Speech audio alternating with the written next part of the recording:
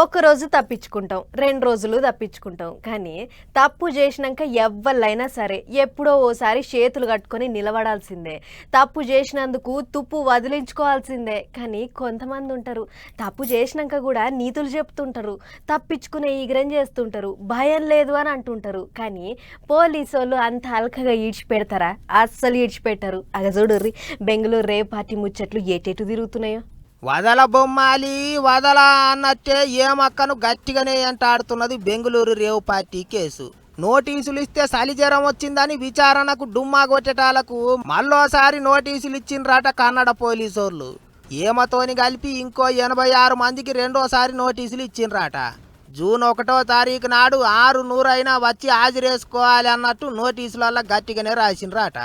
ఇంకో ముచ్చటేంటిదంటే చేసిందంత చేసిండ్రు, తిన్నంత తిన్నారు, తాగినంత తాగిండ్రు, ఇక ఇప్పుడు విచారణకు పిలిస్తే వస్తలేరు అని బెంగళూరు పోలీసు వాళ్ళు మస్తు గరమైనరాట.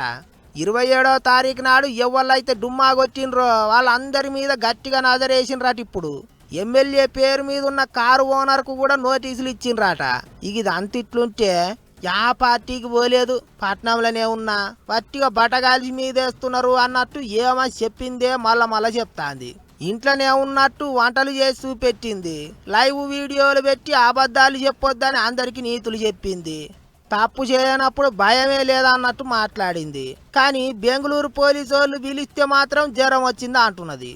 ఓ దిక్కు రక్త పరీక్షలు సుత పాజిటివ్ వచ్చినాయని పోలీసోళ్ళు చెప్తున్నా ఇంకా తప్పించుకునే ఎగురం చేస్తుందా అన్నట్టు ఏమ మీద చాలా మంది గరంకొస్తున్నారు. మరిగా జూన్ 1వ తారీఖు అన్న బెంగళూరు పోలీసుల ముంగటికి పోతుందో లేకపోతే మళ్ళీ ఏమన్నా లేఖ రాస్తుందో అనుకుంటారు ఇప్పుడు అందరూ. అయినా నోటీసులు ఇచ్చినా విచారణకు పోకపోతే పోలీసోళ్ళు ఊకుంటారా? అస్సలు ఊకోరు అనుకుంటారు ఇంకింతమంది.